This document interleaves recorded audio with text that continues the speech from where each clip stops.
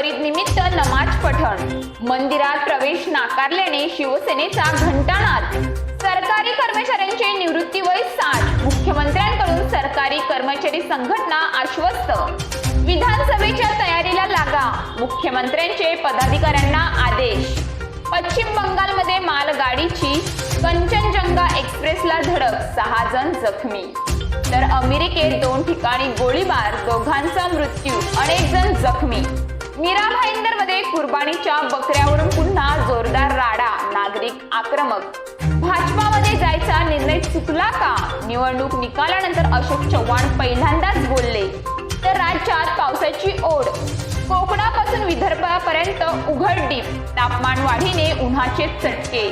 मुंबई उत्तर पश्चिम मधील निकाल हा आदर्श घोटाळा, राऊतांचा घणाघात।